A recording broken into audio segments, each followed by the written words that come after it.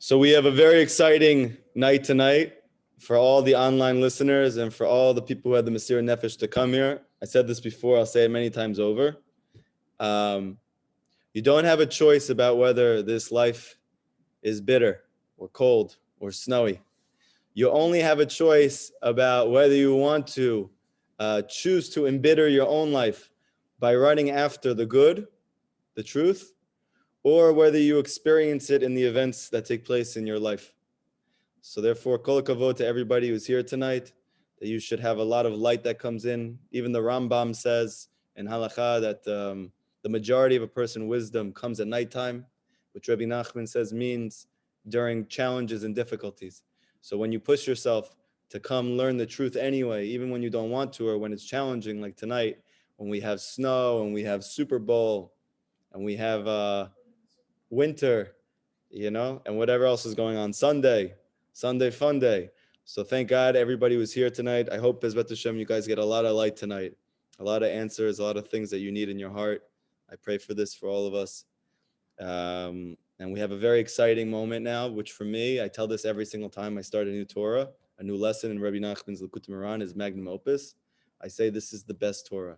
My old chavruta used to tell me, David, after in the beginning of every Torah, you keep saying that this is the best one. And I said, yeah, it's true, but I feel that way about all of them. So anyway, for me, I've watched a lot of Super Bowls. In fact, I don't know anybody who's a bigger football fan than me. You can ask my dad. But I'm telling you that Likutey Moharan is even sweeter than the Super Bowl, and it's not even comparable. So especially the beginnings are the sweetest. So this one, we're actually going to get to a very, very important topic in the Torah, a very important topic in modern day society, and specifically as it comes to Chassidut, that is the Jewish mysticism, the way in which you live with the teachings of Rabbi Nachman, the way in which you live with the teachings of the Baal Shem Tov in your life, and how it expresses itself much differently than, let's say, the traditional Jewish world, Orthodox Jewish world operates. And this specific area, which we're going to speak about tonight, is a very fundamental one in Rabbi Nachman's teachings and in Chassidut in general. And that is the concept of dancing and clapping. We know, for anybody who's been involved in the Orthodox Jewish world, specifically those who have been in the Hasidic world, not just from the outside looking in, let's say you watched the nightly news and you heard some horrible things about a community of people, even though they'd never been in that community and they don't know how what's going through their mind is completely different and opposite than anything that you could possibly fathom.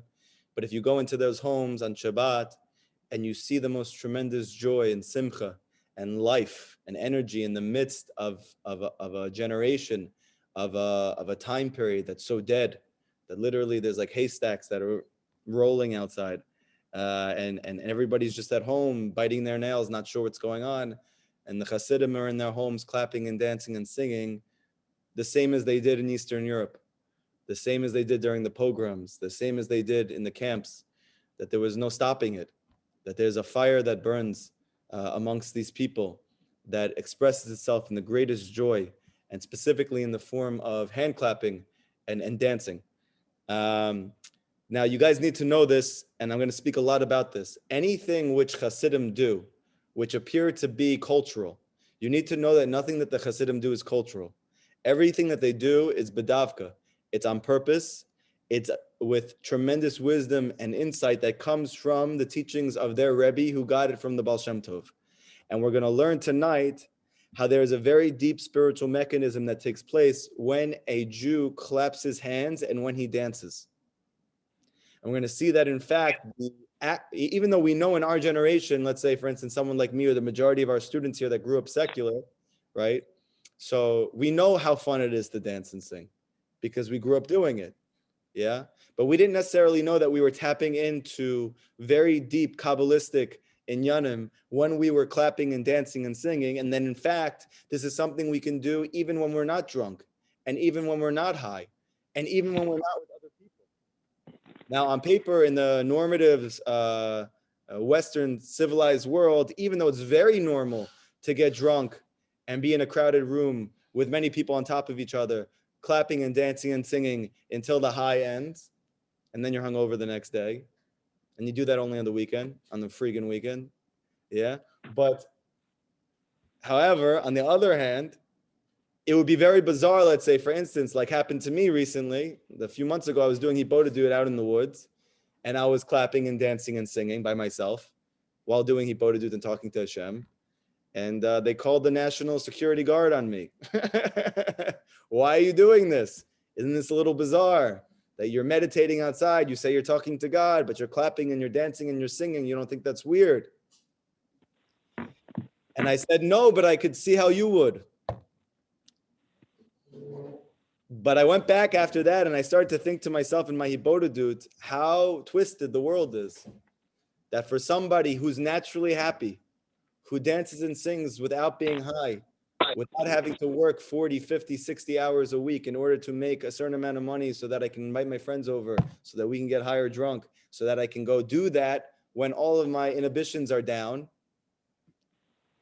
And yet, if I did that while I'm sober, during the workday, when I'm talking to the one who created me, outside in nature, that this is a bizarre phenomenon. This is something which is, it's worthy to call the cops and find out what's going on with this person. Братан, Yes. Oh, someone's not talking to me. They're talking to me. нету его дома, выходи. I mute you. Thank you for everything, though. Okay. So, so now what's the deal with the hand clapping? And what's the deal with the dancing? Why do the Hasidim do it? Are they doing it because they're trying to escape reality? Are they doing it because they just like to have fun and they try to, so to speak, make a mishkabab where they took Judaism and they just added intense dancing and singing just to make it more fun than it used to be? Or is there very deep chokhmas, there very deep wisdom? So what we're going to do now, which is very hashgacha pratit, there's a lot of divine providence here, that we just finished Parshat Yitro. Parshat Yitro is a very powerful Torah, and it's a very bizarre Torah, because it speaks about the greatest revelation of godliness in the history of existence at what was called Har Sinai. That was the mountain in which we received the full revelation of godliness in this world, and we blew out of our bodies. Yet, in that Parsha, it's called Yitro. Yitro was not even Jewish, right? In any other Parsha, you see that what's happening is connected to the event that takes place. And here we have in the beginning of the most important event in Jewish history, that literally this is the source of our faith in Hashem. This is the source of our faith in the Torah.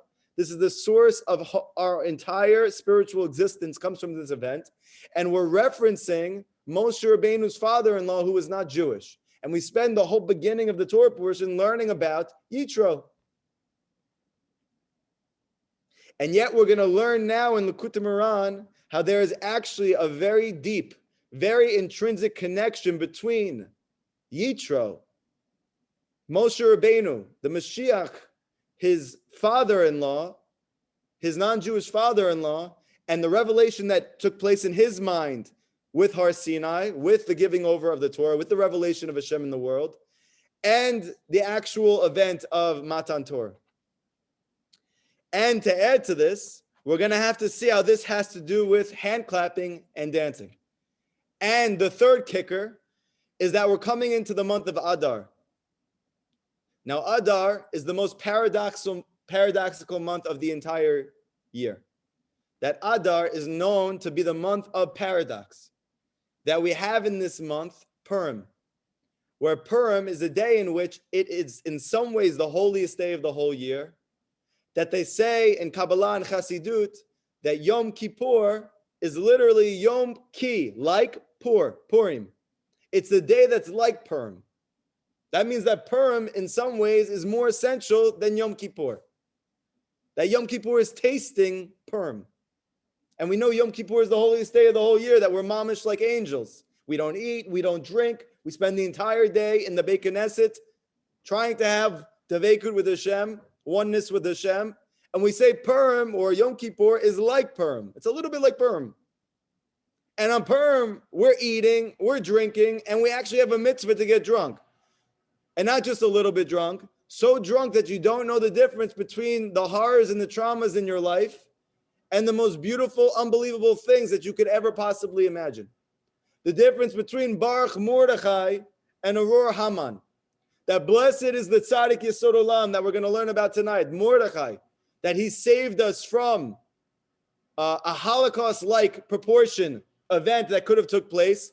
The first instance in history where all the Jewish people had an opportunity to be wiped out, that in fact Hitler learned from this event while he was in prison, and he went back over Jewish history, and you will see a lot of corollaries between Hitler and Haman that go as deep as the fact that Haman was a failed occupation prior to his rise to fame because of his ability to speak and to influence through his mouth. And so too, Hitler was a failed artist prior to his rise to fame as the most powerful leader in the whole world. That his whole entire mission was to wipe out millions and millions and millions and millions of innocent people, and not to do it even, if there's any way to say this, in a humane way, but in the most horrific, most unspeakable, most unfathomable way possible. That even now, today, that they're starting to say now what our grandparents were praying would never take place, that it's never forgotten. And yet you even have here in this community people who wonder whether we even had the Holocaust. I've even heard rabbis speak about whether there really was a Holocaust. This is horrifying. My grandfather was in the camps. His brothers and sisters were killed. His parents were killed. I heard about the 5 years that took place there. You can't imagine 1 hour there, let alone the 5 years that my grandfather spent there. 1 hour there would shake you to your core. You would have nightmares, worse than any horror movie that you saw. And who is the leader of this whole entire thing? Hitler. Haman was the first one to have such an idea, to wipe out all the Jewish people. When did he decide to do so? In the month of Adar. What's the reason? According to Chazal and the Gemara, something very deep. Just like Hitler was a historian of Jewish history, that it's really documented that in jail he was literally studying Jewish history from the time of Egypt to see how all of these nations had black sheeped the Jewish people, to say that they were the cause of all of the economic crisis that took place in their country, which happened all the way back since Egypt, and claim that the Jewish people were the cause of it and that we were stealing their money. And this has happened over thousands and thousands of years through many different nations. And he replicated it. So too, Haman was also a historian, that he understood that Moshe Rabbeinu, who was the redeemer of the Jewish people, who was the life force and the hope of the Jewish people, that he died in the month of Adar. He passed away in this month. For him, this was a sign that there would be an ability in this month to wipe out all the Jewish people. If their whole entire essence, which is their leader, which is Moshe, who we know his soul is the united and unique soul which is present in every single Jew, that they say that there is a spark in Moshe in each of us, that is the spark of Mashiach in each of us. If he passed away in this month, that means in a deep way, that part of us is not here in Adar. It's hidden, it's concealed. Our redemption is nowhere to be found in Adar.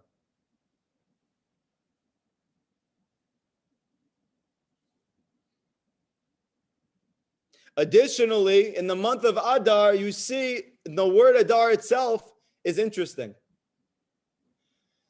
So listen to this because it's very deep. When you say Shema Yisrael, which is the most important thing that we say all day, we close our eyes to this world. We say, listen Yisrael, meaning yourself, your soul. Hashem Elokeinu. Hashem is our God. Hashem Echad. Hashem is one. Not just that there's only one God, but that everything is really Hashem, and we are, so to speak, living the secret life of Hashem. We are in the world of Hashem. Not that there is God and we're here, but we are experiencing Hashem at every moment. We are living within Him, so to speak. Hashem Echad, everything is one. Now, if you notice when you look at your Siddur, that the Dalet at the end is big, the end of Echad. And according to the Shulchan Aruch and according to Kabbalah, there's a big inyan that you should drag out the Dalet at the end. which obviously is on paper hard to do. According to the Yemenites, it's actually pretty easy because they say that Dalet is really not Dalet, it's Daleth. So you go, it's pretty easy. Okay. But for us, that we say da da da da da da da da. Okay. What's the point?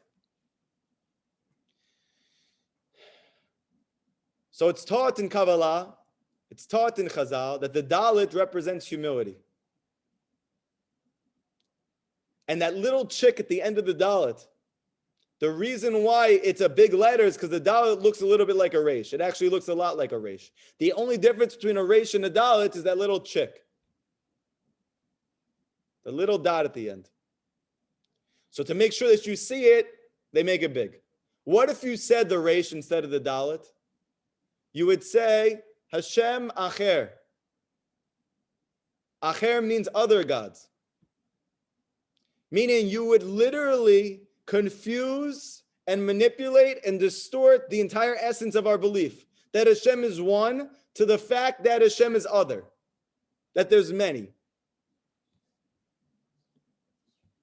And if you notice in the month of Adar, what letters do you have? You have Aleph, Dalet, Resh. I was thinking about it today.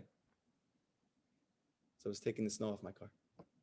You have a Dalet and a Resh.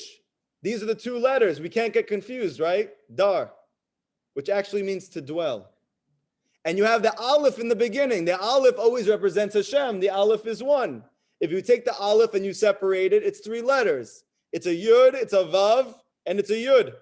What's the gematria? Yud plus Vav, 10 plus 6 plus 10, 26. This is the gematria of Hashem's name. If you take the Aleph and you spell out Aleph, Aleph, Lamed, Pei. What's an Aleph? It's a 1. Plus a Lamed, it's 30. Plus a Pei, it's 80. That is 111. 111. Meaning, however you cut the Aleph, it's oneness. And then you have the Dalet and the Resh. This is all in the month of Adar. Now, if you flip that word around, Dar, which literally, according to Kabbalah and Chassidut, Adar means that the Aleph Dar, it dwells in this month. Meaning that's hidden in the month of Adar. Even though on paper, this is the month of the greatest concealment of godliness. When the first Holocaust-like proportion event was on the verge of being taken place, that the Aleph is hidden, and yet the Aleph is Dar. It's actually most present here. Now, if you flip Dar around, it's red. We see in this past week's Parsha that Hashem told Moshe, red, go down. Go down to the Jewish people. That he lost his madrega, his spiritual level to experience Hashem as he was. And Hashem told him, go down to the Jewish people. You can't stay here with me anymore. So you see again, you have an opposite. That red is to descend. And Dar is to exist. To come down into this world and to manifest itself. So either the Aleph can red, it can descend. Or it can Dar, it can dwell. All in the month of Adar. So we see that the month of Adar is the month of paradoxes. And that we see on Purim that we have to say, Baruch Mordechai, Arur Haman. We're so drunk that we confuse these two things. And we say, Baruch Haman, Arur Mordechai. There's a mitzvah to get to this point. And in Kabbalah, they explain that these two phrases are the same exact numerical value. That Baruch Mordechai is the same numerical value as Arur Haman.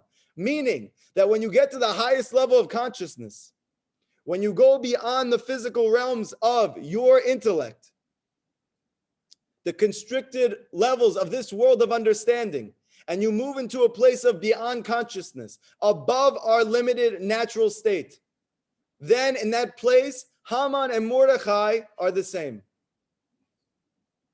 But the only way to experience that is to get drunk. Because on paper, they're completely opposite. One of them is sent to literally save us from destruction, and the other one is sent to destroy us. So too in your life, can you imagine that the very thing which is plaguing you, which is causing you the most suffering, whether it's your family, whether it's your health, whether it's your finances, whether it is your low self-esteem, whether it is your addiction to substances, whether it is your issues with mental health, whether X, Y, and Z, you have all of these. And on Purim, you're supposed to get so drunk that you literally in your mind, this is equal, comparable, the same as the best moments of your life. How can it be?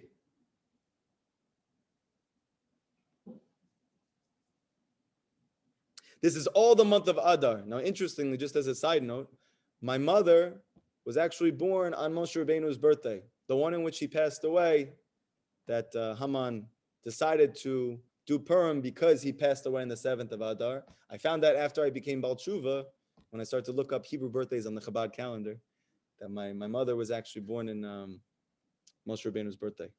Which I told her, I'm not sure if it really hit home the way I was hoping for. But thank God, for me, it's special. And I was actually born exactly 2 weeks later on the Hilula of the Noam Elimelech of Lezhinsk, okay, on the 21st of Adar, which is a week after Purim. So I'm very connected to this month because the whole month is a paradox. On the one hand, the month is the greatest suffering. And on the other hand, Chazal teach us this is the month that we're supposed to go up in joy and simcha. This is the happiest month of the whole year, and on paper, it looks like it's going to be the worst month of the year. You have the greatest trials and tribulations in potential, and those trials and tribulations literally bring the greatest ecstasy. This is the month of Adar. Now, I've explained to you guys in the past that according to Kabbalah, that the calendar, the Hebrew calendar from the beginning to the end is not just for the year, it's for history.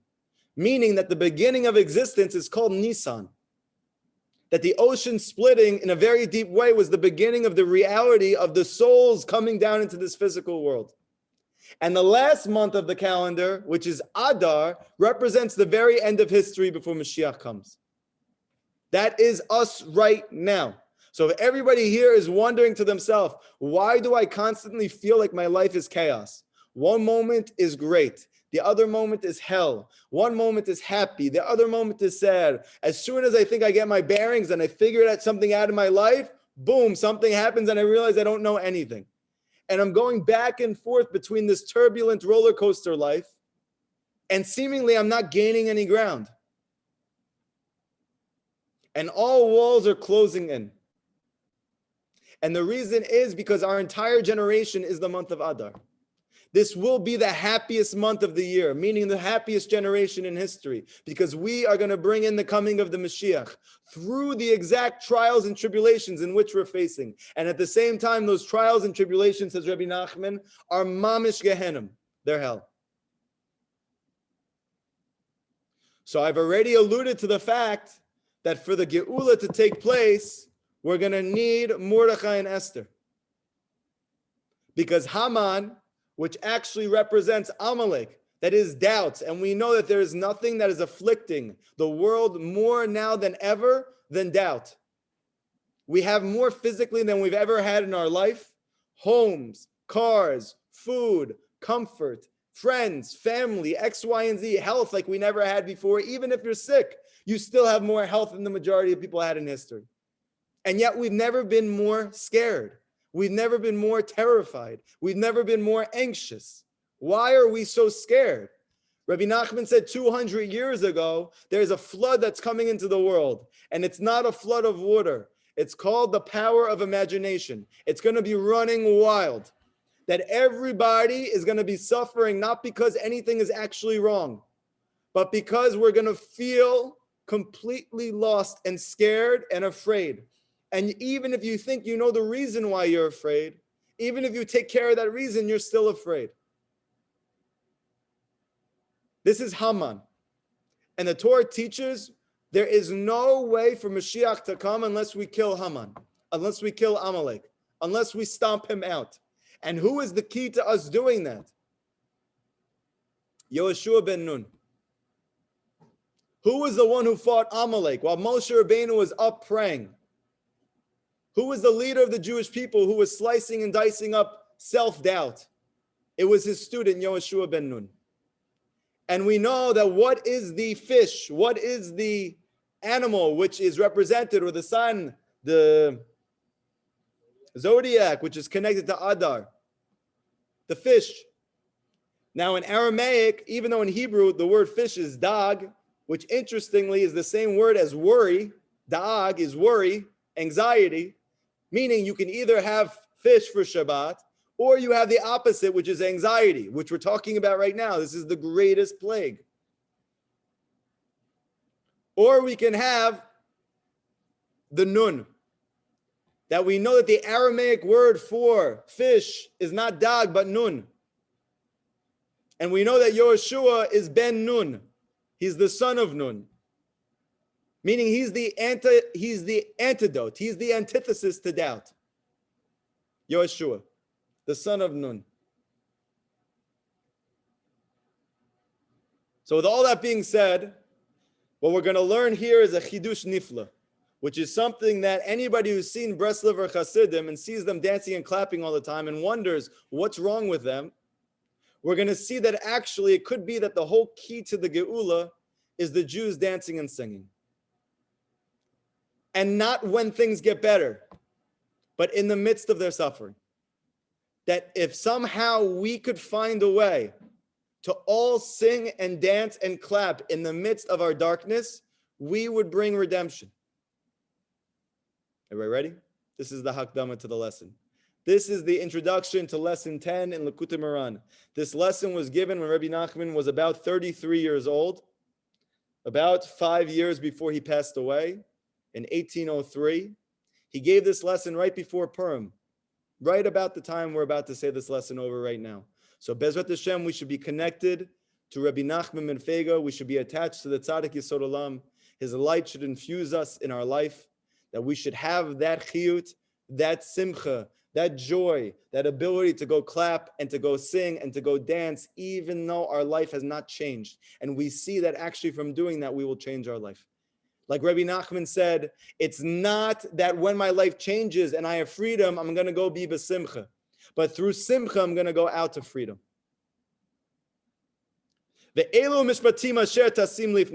And how could I that literally the first pasuk of the Torah portion that we're heading into, Mishpatim, is the very beginning and fundamental yesod of this lesson. These are the laws that we place before them. Who is them? It's the Jewish men and women. Obviously, we know now that the Jewish men and women are both chiyuv. They both have a responsibility. They both have an obligation to do the mitzvot of the Torah. But at the time of the giving of the Torah, who could have known that? We didn't know yet who was obligated in the Torah. Comes the very beginning of the Torah to say it's both of them. Tasim lifnehem, both of them. Okay? Now we're going to see, what does this have to do with dancing and clapping? Kishayesh, Rabbi Nachman says, Kishayesh chas v'shalom, dinim al Yisrael. When there is chas v'shalom, judgments, suffering amongst the Jewish people, personally, collectively, when there is a virus, a pandemic which is spread all over the world, which has actually afflicted the Jewish people in some ways more than others. And I know the news attributes for other reasons, but we know that the Torah is a spiritual manual, and everything that takes place in the physical world is a revelation of something spiritual.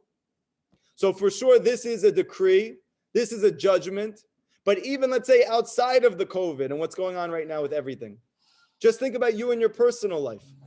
If you deal with any type of emotional suffering, that's a decree. You deal with any physical suffering, that's a decree. You deal with marriage issues, it's a decree. You deal with child's issues, it's a decree. Every single difficulty is a din. To the extent that the Gemara in Archin says that if you put your hand in your pocket for 3 coins and you only get 2, there's a decree. So when Rabbi Nachman says, when there is chas v'shalom dinim on Yisrael, judgment on Yisrael, ayadei rikudim, through dancing, v'hamachat, kaf al kaf, and by clapping hand on hand, naaseh hamtakata dinim, we sweeten all the judgments. That's the whole first section of this lesson. So we already have a very big yesod. Why is it that Rabbi Nachman's students, even though on paper they have the same life as me, going through the same struggles as me, yet they have a big smile on their face and they're dancing and clapping in public when nobody else is, and you wonder, why is it that they're doing that? Why in the middle of tefillah and prayer while everybody else is silent, they're So let's say because it's extreme fanatical, whatever. But the real reason is because Rabbi Nachman taught us that the way to break all of the difficulties and challenges in our life is through clapping and dancing. Now, this is not even just a sign of actual physical clapping and dancing. Physically, you have to clap. Both hands. If you went like this, it wouldn't work. You have to do this. And dancing. Now, on a simple level, if you think about it, and this is connected to our lesson, what is a greater declaration of Amunah? That I am going through every type of stress, financial, occupational, emotional, psychological, physical, X, Y, and Z. And in the midst of that, I'm expressing that I still believe this is going to turn out well and this is for the good, or maybe it already is good and I just don't see it. Then that in the midst of it, instead of crying, instead of being angry, instead of lashing out, instead of being bitter, I dance and I clap. That's Amunah. That's the greatest Amunah. What is greater Amunah than that? What's the last thing you want to do when you're suffering? The last thing you want to do is start dancing. Mamash, the last thing you want to do. Now, interestingly, in psychology, they say, and we used to do this when we had treatment with our patients, with our clients. I hate that word, patients. With our clients, yeah. So we would tell them, what did you used to do when you were happy? So they said, I used to listen to music. What did you do when you were listening to music? I used to sing, I used to dance, I used to clap. Okay. Can you dance and clap now? No, I'm depressed. Okay. I know you don't want to dance and clap, but could you dance and clap anyway? Despite the fact that you don't feel like it. Can you force yourself to do it? I guess I could, but I don't know why I'd be doing that. I'm miserable. Try it. And what you'll see almost every time is they come back and said that even though I felt bad beforehand and I didn't want to do it at all, I literally in the beginning was forcing myself to, that if I kept going, by the end I felt better. Now on paper, they're going to say, why? Because you hit endorphins and they come up with some type of scientific, sophisticated reason for all the different brain neurons that are being triggered in X, Y, and Z. But Rabbi Nachman taught 200 years ago that the reason why clapping and dancing when you're suffering helps is because you literally break the suffering. You literally break the suffering at its source. Because there's nothing that destroys Amalek. There's nothing that destroys Haman like Simcha that's expressed through clapping and dancing. Because you're literally giving him a big middle finger. Think about it. He's literally afflicting you with everything that he has. On paper, you have nothing left to give. You don't want to do anything. And in spite of all of that, in the midst of it, I'm going to start singing, clapping, and dancing. Just like when Mordechai saw Haman, and everybody bowed down to Haman, except for Mordechai. Why not? Singing and dancing. And it was driving him crazy. So even just on a simple level, you see that is the greatest declaration of Amunah, and we know that Rabbi Nachman teaches that all suffering is coming when there's a chesron in Amunah, a lack of Amunah. So if I could flip it and not have a chesron of Amunah, but be maleh me'amunah, be full of Amunah, through clapping and dancing and singing, so then the chesron has to go away. But that's only a simple reason. There's actually very deep Kabbalistic reasons, and then we're going to get the yesod of this lesson that's going to come up soon. Now, listen to what it says here. Ki ikar gedulato shel HaKadosh Baruch Hu. Because the essence of the greatness of Hashem, of the source of existence, of the one who created and gives birth to everything in reality at every moment. Shegam ha'akum yedu sheyesh Elokim shalitu moshel. Chiddush nifla. It's not when the Jewish people recognize that Hashem exists. It's when the entire non-Jewish world is modeh to the fact that God exists. When they say Hashem is good, this is the ikr of the greatness of Hashem. How is it the ikr of the greatness of Hashem? The Jewish people are called the chosen ones of Hashem. That we are brought here to bring redemption to the world. that we know that the entire reason for the exile is the lack of faith of the Jewish people. So how can it be that the lack of faith of the non-Jewish world is actually, so to speak, not allowing Hashem to reveal himself to the greatest extent? Kemuva bazohar, and we get it from this past week's parsha. Kad ata Yitro v'amar. Thus came Yitro and he said in the beginning of Har Sinai, Ki ata yadati ki gadol Hashem. Because now I know that Hashem is great. Now, simply what it means is Yitro had a deep revelation. He grew up being very connected and invested in many false realities to the extent that he was a leader of many of those groups, the leader of many cult groups. And yet, when Har Sinai happened, and specifically, actually, when the Jewish people destroyed Amalek, Rashi says, it's interesting, no? When he destroyed Amalek, he knew at that point, not through when we came out of Egypt, that didn't do it for him. But when we killed Amalek, he says Hashem is real. Okay? But listen to the language that Rabbi Nachman's pointing out. Ki ata yadati. Because now I know. I meaning the non-Jewish world.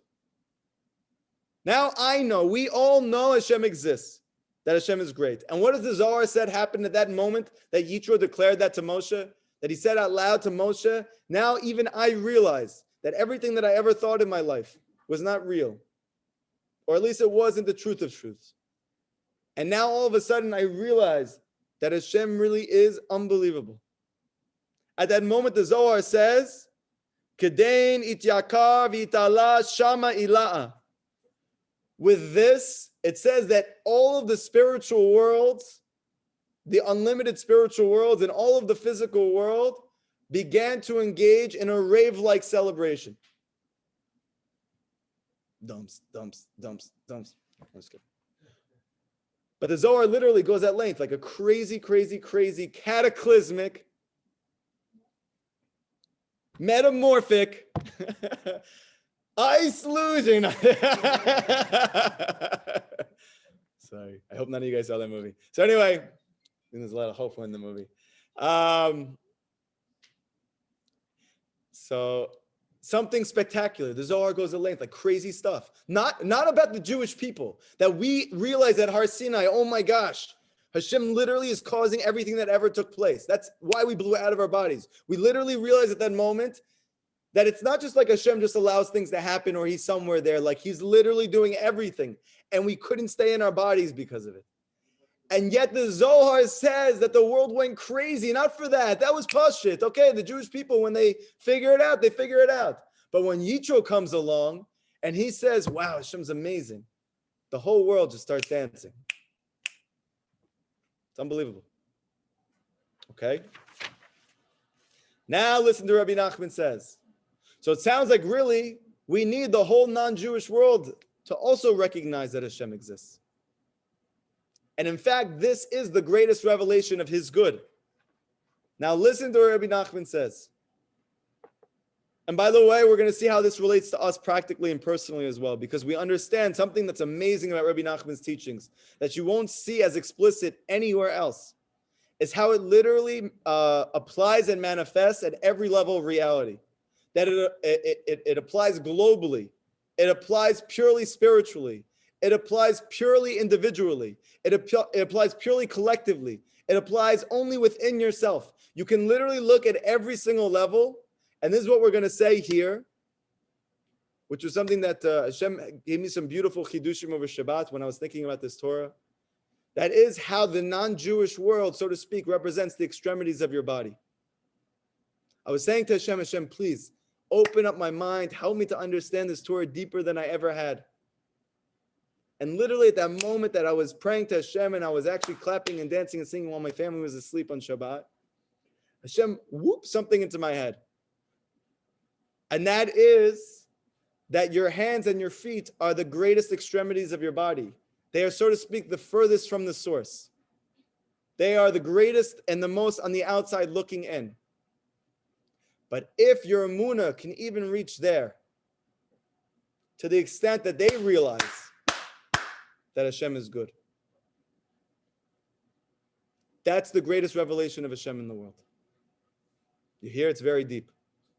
That, so to speak, this is, B'ezrat Hashem, this is true. This is, Hashem gave this to me.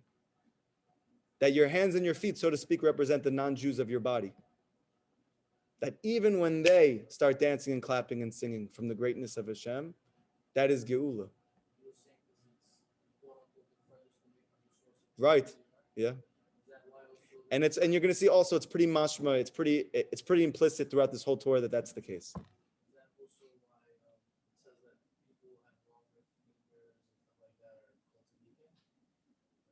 We'll go there in a second, a little bit later, okay? But this is just something to keep in the back of your mind. I want you to have a context while we're speaking about the non-Jewish world to see how at the same time it's applying to you as well, okay? Now he says like this, and this is actually one of the deep, what I'm about to say right now is one of the deep inspirations for why me and Benjamin have this dream to make a place that's called Sion, a makom, a home that's called Sion.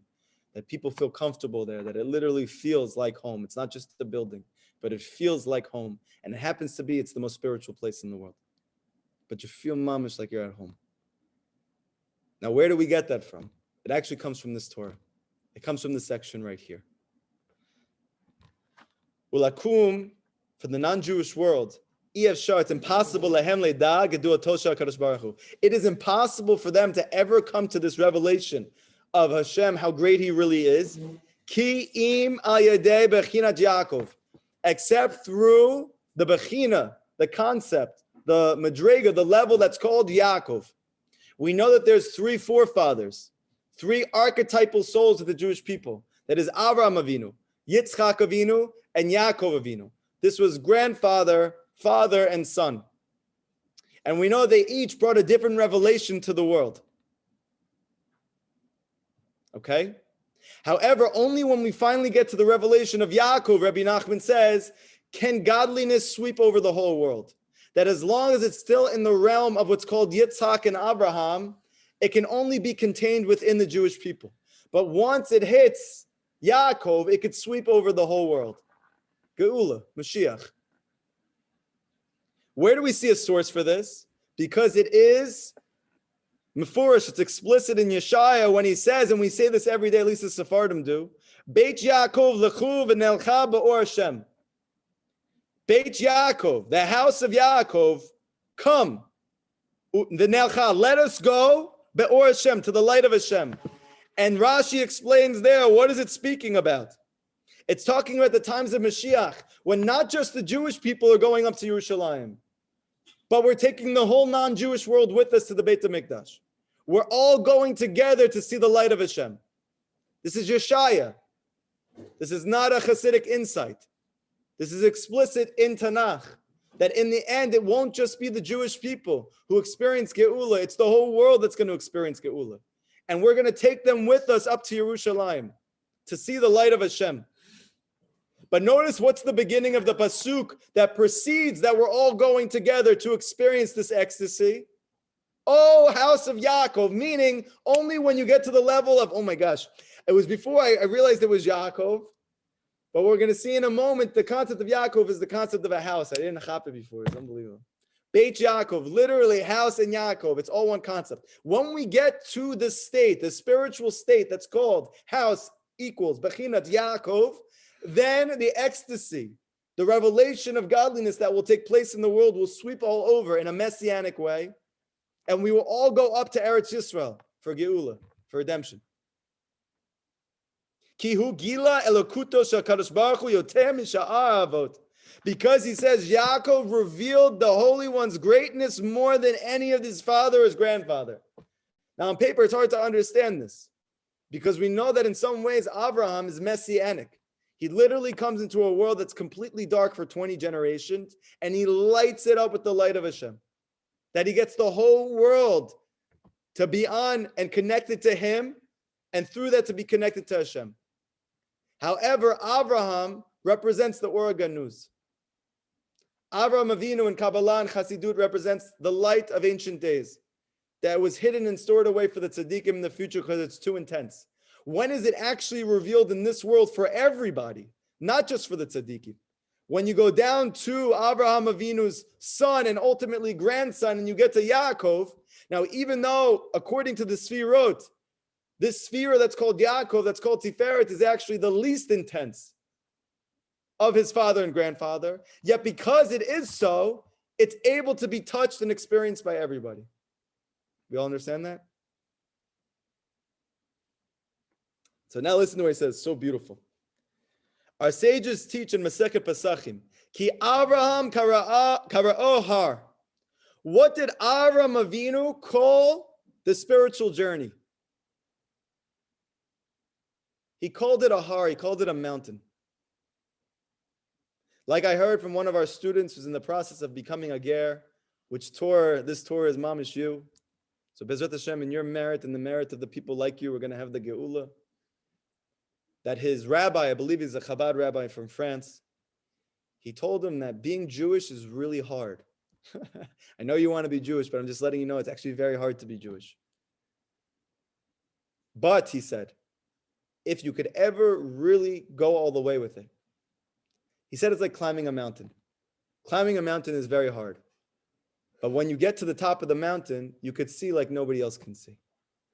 You could see really clear. So we all feel that, right? So Avraham Avinu represents a mountain. And that's why when the Akedat Yitzchak, which we know was one of the most important events in history, and at that point was the most important event that ever took place since creation, was Avraham and his son. Where was that? That was at Har Moriah, the mountain of Moriah, where the Beit HaMikdash would eventually be built. Okay, that was a mountain, according to Avraham. Comes along the Gemara to say, V'yitzchak kara'o sadeh. Yitzchak called that same mountain a field. Called that same mountain a field. It's very deep. Called it a field. V'sadeh hu yoter musag v'nitzrach v'haolam mahar. Why? Why did he call it a field versus a mountain if it's the same place? He said because, Rabbi Nachman says, because people have a better understanding of a field than a mountain, right? We understand the agricultural structure of a field much more than we understand the different implements of a mountain. And it's more accessible, and we need it more. We need what's on a field much more than we need what's on a mountain. So all of a sudden, the revelation of godliness, even though it's not as high now, because it's not a mountain, it's only a field, but now it becomes more accessible, more necessary to everybody. So we see something very deep here, that with every single one of the children of the Jewish people, even though on paper we're going down, we're actually in some ways going up. That is, even though we went down from a mountain to a field, the field is an upgrade because it's more necessary, because it's more practical, because it's more widely needed. And it's also easier to go through a field than it is through a mountain. Very good. Comes Rabbi Nachman to say now, V'Yaakov kara'o bayit. But Yaakov called that same place that his grandfather called the mountain, that his father called a field, Yaakov Avinu called it a house. He called it a home. Like the type of place that you grow up when you're a little child and you remember that you're outside and it's wintertime and your mom made you pancakes or waffles and you had some hot oatmeal, and then you went outside and you played in the snow and you came back in the beautiful warm heat of your house and you just felt good, you just felt loved, you just felt home. People think what we need is some rabbi to come over and talk about all the great, deep, mystical or diuks and halakha, or we should know all the deep Talmudic analysis in Gemara. And if someone could really just excel this to the highest level, it's going to bring the geula. When really what we need more than anything is that we should feel that Hashem is like home for us. That we should feel that spirituality is not a mountain for us to climb. It's not a field for us to plow. It is a house for us to simply feel at home in, to feel loved, to feel comfortable, to feel connected, to feel one. It's very beautiful. Shehu makom yishuv livnei adam yoter misadeh. And this is the place that it's more suitable for people to live in than a field or a mountain. And because it's more suitable to live in, to have yishuv there, to settle, to habituate there, this is the place of the Beit HaMikdash. That place that he called the home is the place that eventually the Beit HaMikdash was built. And we know that the Beit HaMikdash is the place and the space for the full revelation of Hashem. And this is what gets lost in translation. That in the secular English-speaking world, we call it the temple. You missed the whole thing. You missed the whole entire thing. A temple is scary. A temple is like for very, very high level individual people. The temple is only where those people who have completely invested themselves in some type of alternate universe have landed themselves in. The Beit HaMikdash is not a temple, it's a home. And this is what we're all dying for. This is what we're all waiting for. You know, it's hard to understand how Rabbi Nachman says we should all, every Jewish man and woman should get up in the morning at 5 or 4 a.m. and say Tikkun Chatzot, that we should literally cry over the loss of the Beit HaMikdash 2,000 years ago. And you say, how can I cry over it? It's just a temple. It's a building. Okay, it's a very spiritual place, but it's a temple. We'll build it again. But if it's your home, and you remember what it was like to be home when you were a kid, before life destroyed you, before the events of your life, your health issues and the traumas and the abuse and the neglect shook you up and jaded your perception of what's good in this world, that there's hope in this world. But if you can get back to that place at your home, I can cry over that place right now. We could all cry over that place because we all want to go home. And that's the Beit HaMikdash. And this is the reason why when the Mashiach comes, the revelation of Mashiach will be that Hashem is a home. That when you come to that person's house, he won't make you feel that he's better than you. He won't make you feel that you're less than him. He won't make you feel that he has reached some spiritual madrega and you're a little lowly nothing. But when you come in his house, your mamish gonna feel home. And by the way, you should know that this is the greatest tool.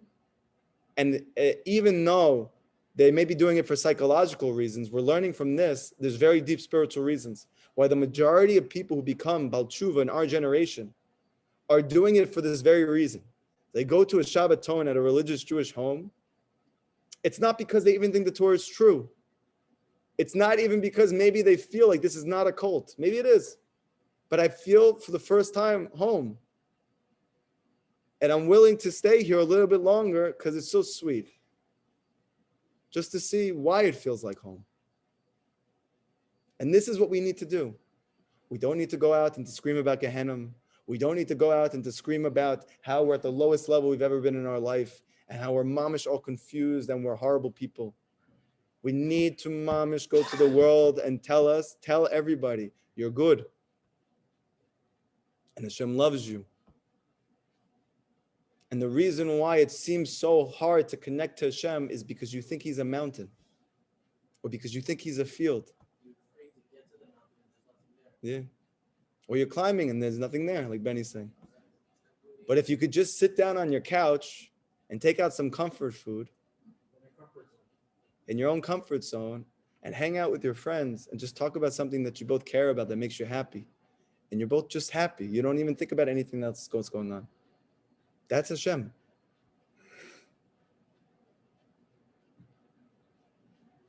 That's Hashem. Yes, the Torah is Hashem, for sure. And yes, tefillah is Hashem, for sure. But the revelation of Hashem is the revelation of the home. I don't know if you guys know this, but before the creation of Judaism, before the revelation of Hashem from the Jewish perspective, the world was chaos. Everybody was out to kill and to one-up each other, to dominate the world. All of a sudden, you have a group of people who come in and they invite you over their home, even though you're a stranger, and they wipe your feet and your hands and they give you food from their plate. Doesn't make any sense. And all of a sudden, what happened? Wow, that's right. And it's really connected to this lesson. And all of a sudden, what happened?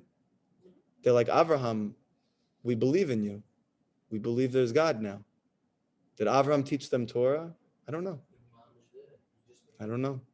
You know that the Lubavitcher Rebbe, he sent out his shliach to he sends them to very various places. Some of them would be like, let's say, more hotspot destinations you'd prefer to go to. And then some of those places are like North Africa.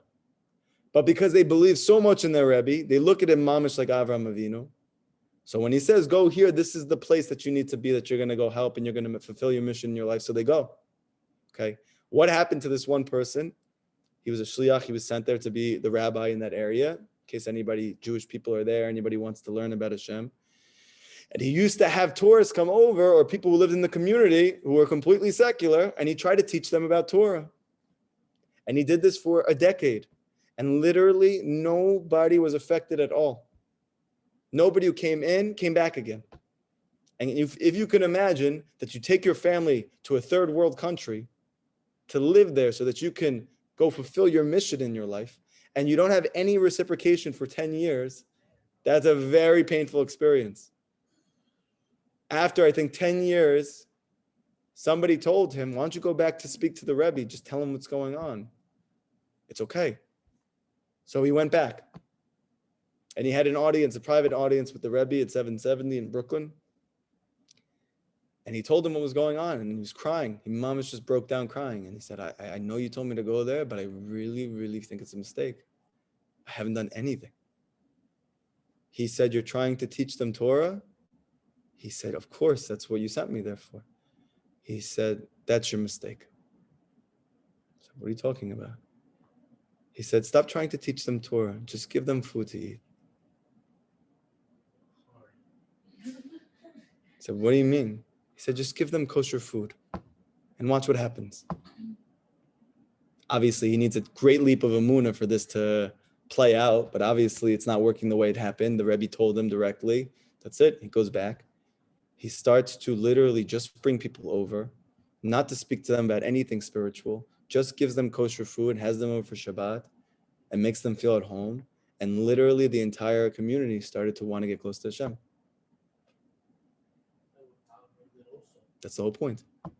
That's the whole point. That the Jewish, all of them, the revelation of Hashem is the revelation of, I make you feel home. The whole entire exile is that I don't feel home. So the revelation of Hashem is that there's a home. Is that a deeper reason why everyone, when they're so hospitable, they're always trying to feed you, they're not going to leave you alone to eat? If not, it's like disrespect on the highest level. Yes. It comes from it's a very Jewish thing. Right. By the way, I don't know if you guys have ever, probably not in this community because of all the things that have taken place, but growing up secularly, that you don't have, like, so to speak, specific ways you think about different groups of people. When I was at Penn State, I took care of a Muslim family. The wife was an abused. She was a highly abused divorcee. She actually ran away from her husband, who was physically abusing her every day, and took their children from Jordan, I think it was Jordan, and flew them all to Pennsylvania in the middle of nowhere. She happened to be brilliant and decided that while she was raising all of her children on her own with no money, she was going to go to Penn State University to get a degree in something that she didn't have money for.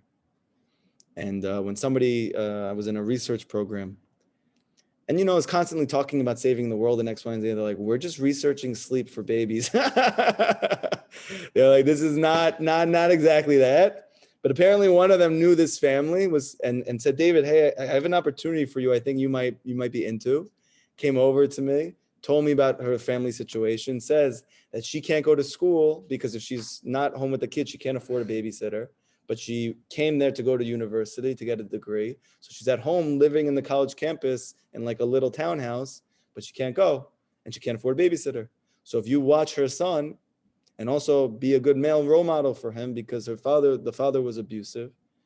So this would be like, obviously she didn't say it, but it's a mitzvah gedolah. And for me, my eyes lighted up. I got so excited.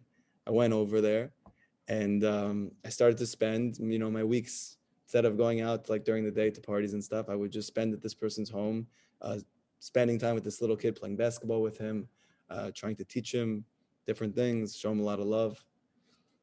I never got more, what's the word? More hospitality, even in the religious Jewish community than I got there.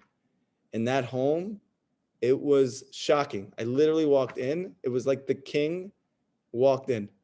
She came in, the whole family stopped whatever they were doing, and everybody came over to do whatever you needed. Do you need food? No, I'm okay. You need a drink. Come sit down. Come, let me put the heat on for you. Come, let me do this. Come, let me do this. It was insane. It was beautiful. I mean, you guys have like a shtickle of it, and it's very, very high. Sephardim do it the best. No, they have it because they come from Avraham Avinu, and that was the thing they got from him.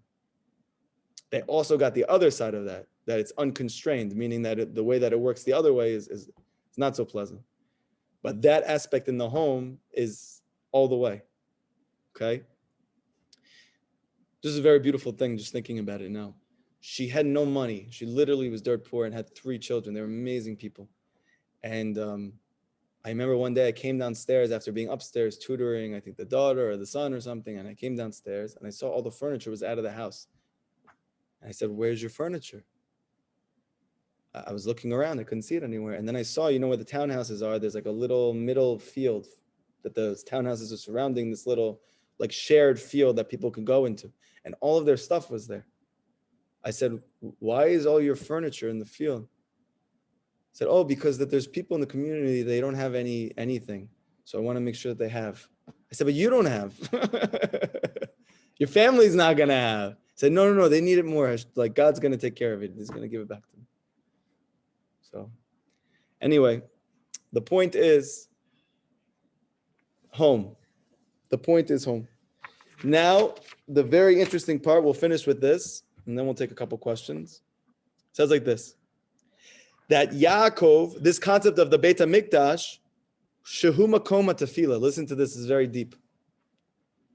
That what is it exactly that's supposed to feel like home for us? What is it that's supposed to feel like home for the non-Jewish world? Anybody want to guess? When you talk to Hashem. Tefillah. What is it specifically that's supposed to make everybody feel at home with Hashem? That they feel like this is my home. That I'm going to go today back home. I have to go home. I have to eat at home. I have to drink at home. I have to sleep at home. I need to make sure every day I go home. So Rabbi Nachman teaches that according to Abraham, prayer was like a mountain. Only the elite get there. Yitzchak, it was like a field. More accessible, more necessary. But still, not everybody's on the field. Comes Yaakov, everybody needs a home. And everybody wants to be at home. So too, Rabbi Nachman says, why is the Beit HaMikdash, which is a home there? Because the Torah literally says that this is my house of prayer. Meaning Hashem, so to speak, prays there. The whole essence of the home is tefillah. Meaning that when tefillah, or aka hibodedut, sweeps over the world, to the extent that people think to themselves, oh, what are you going to do today? Where are you going after work? I'm going to go talk to Hashem. Just like I'm going to go home. When the non-Jewish world is doing it, geula. That Hashem, tefillah, has become home for everybody. A place in which is Yishuv, that you settle there.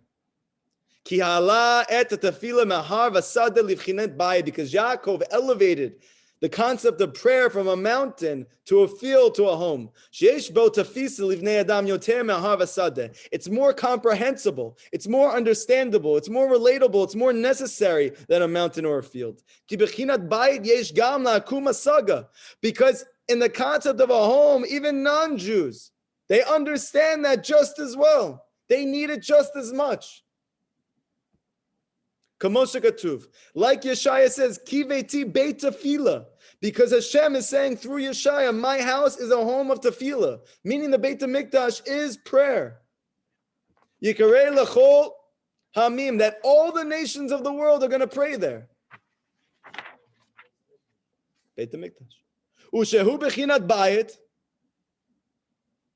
And when it's on the level of a home, that we make tefillah on the level of a home for ourselves, that we don't just pray in shul, that we don't just pray in a minyan, that we don't just scuffle a few words here or there when we don't get our parking spot, but that every day, so to speak, like I have to go home, and it's not a burden for me. It's not a trouble for me. It's not a hardship for me. It's not a sacrifice for me, but I need to go home.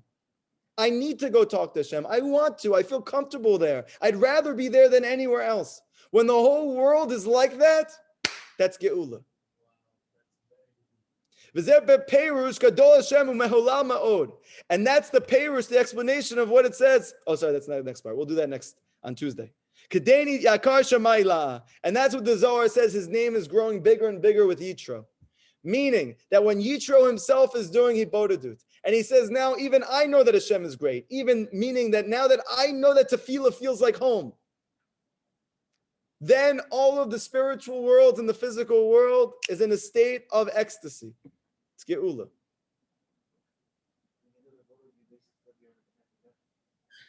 Any questions from tonight's lesson? We're going to continue Bezrat Hashem Tuesday.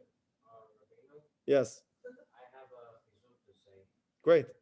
So we see in this week's parasha why the name Yisrael was added with a vav in the end is because that he converted and his benefit was every tshuva. So Emmanuel Abraham, the Sefer Emmanuel Abraham asked, why Hashem Bedavka put the letter vav into Yisrael?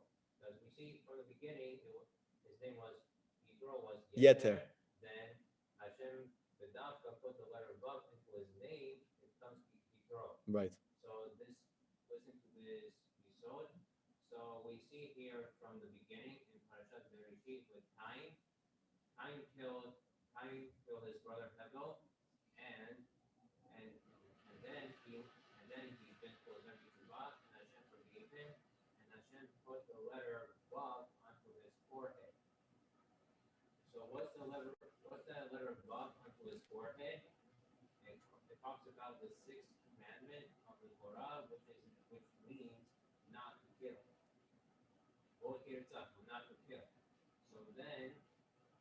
So then by when Am Yisrael is by Har Sinai, Hashem is going through all the nations around the world. First, Hashem comes to Esav. Bnei Ishmael, and he asks them, Are you really willing to listen? Are you really willing to accept my Torah? And Bnei Ishmael asked, what does it say there? And Hashem said, "Go no, not to steal." Right.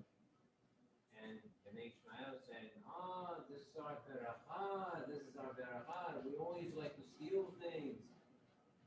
They got the Bnei Ishmael. They got their hands kameh, and then they steal things, and that's it. They want to accept the Torah.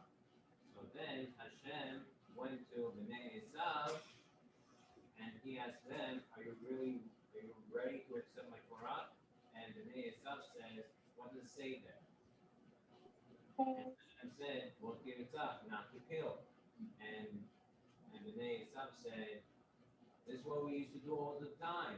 This is what our Homies did back at home. Ancestors used to do all the time. They always killed. Right. So Yitro, he was from Bnei Esav, but he accepted the Torah. And he accepted the Vav. He accepted the love of Torah, and he accepted the Torah. He's been closer to and converted. So that's why Hashem added the Vav to his name. Beautiful, Dave. Very, very nice. Any other questions? Any questions from you guys over here? Anything? I have a question. 1 second. Oh, you have a question. Go ahead. The reason why we go to the do what we go is because we feel like we're in the bed and that's ourselves, and we do it just. So there's a lot of reasons why Rabbi Nachman. The question is that the reason why Rabbi Nachman suggests that we should do Hibodadut in a field? There's many reasons why Rabbi Nachman says that we should do, if we can, do Hibodadut in a field. One of them is the practical reason of the fact that there's Yeshuv Da'at there, meaning that I don't feel the stressors or the weight of all of the things that are going on in my life if I can remove myself from those stimuluses. I go to the field to do that, okay? Also, in Kabbalah, it's explained that, and Rabbi Nachman says this in Likutey Moharan, that what is it that causes, right? It's actually a midrash. The midrash says that above every blade of grass is a malach that strikes it and tells it to grow. Okay. Now, Rabbi Nachman says, what's above the malach? It's a mazal. There's a mazal, and that mazal meaning a constellation, so to speak, a spiritual constellation, which the shefa, the energy in it infuses and, so to speak, creates a malach who then comes and tells it to strike the grass. Comes Rabbi Nachman to say, is there anything which is, so to speak, dictating the mazalat? Rabbi Nachman says, yes. Your tefillah. Says the Jewish people's prayer is above all of those things. So the source of the causing of the growth of the grass is because of your own prayer. Meaning that what you're doing is you're taking all of the energy and from the place, and you are rectifying everything around you by praying there. Yes. And the whole reason we're in exile is because things are not rectified. So when you go to the field, you literally rectify all of the natural life around you. Rabbi Nachman says specifically that the more that you can, even if not in the field, the more natural things, physical things you can have around you, the better when you pray. Because they all reach their tikkun through you. And not only that, he says, just like when you help somebody, they want to help you back, so to speak as well, and this is very deep, but the grass and the field and the flowers and everything in that place also helps you pray.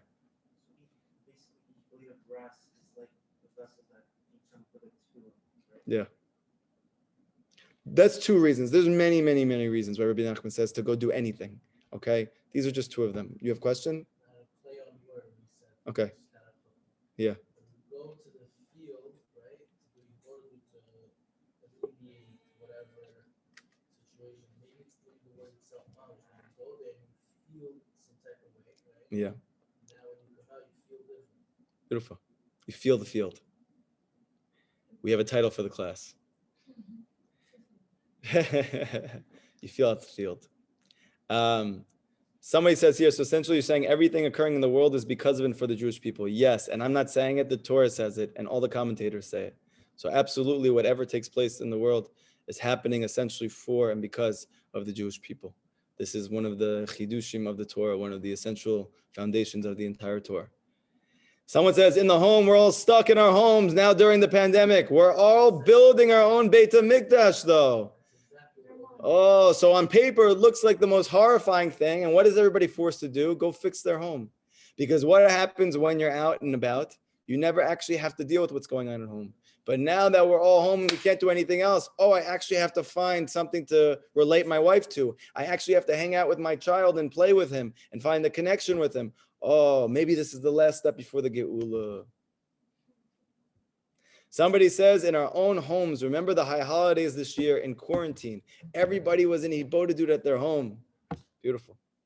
Somebody says, when I don't do Hibodedut, I feel like I have a heaviness in my body and my mind. That means that Hibodedut has become your home.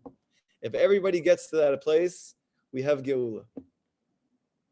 Any other final questions? We're just starting the lesson, guys, okay? We want to go through this lesson until Purim. Bezrat Hashem, this should give us a lot of chizuk, a lot of strength, that when Purim comes, you guys clap and dance and sing like you never did before. Bezrat Hashem, we're going to break the whole entire pandemic wide open. And Bezrat Hashem, bring the coming of the Mashiach. Yeah.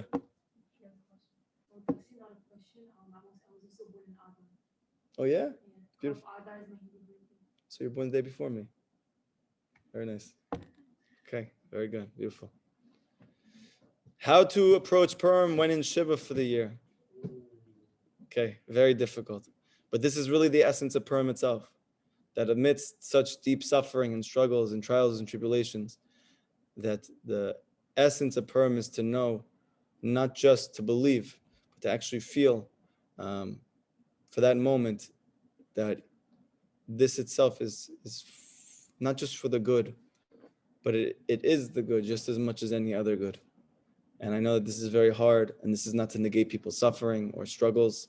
The struggles are real, the suffering is real. However, there is a place of higher consciousness. There is a place that you could tap into, which on Purim we are commanded to. to see through the face value of the events in our life, and to be able to go above and beyond, and to see the oneness of Hashem even amongst all the multiplicity and diversity and challenges. Any last questions? Any practical questions? So I'll give you one hint, one little piece of eitzah about what to do with this lesson. In your hipodadut, I want everybody who's listening to take a time from now until Purim to have a section, a portion of that hipodadut that you forced yourself to dance and clap. Even though you do not want to. Physically. Clap. Dance. Now, if you're going to say, well, how am I going to do that? My family's right next to me. And the answer is, hibodadu means you're completely alone. So maybe Rabbi Nachman wanted it to be, but dafka, you're set up that you're in a place you could dance and sing. It's all good. You don't have to worry. And by the way, if you feel like even that is too much, you should know today at home, I wasn't able to go outside of the home to do hibodadut. So you got to get the hour wherever you can get it. I did it while my family was out for a little bit. I did it in my bedroom. And they still came towards the end.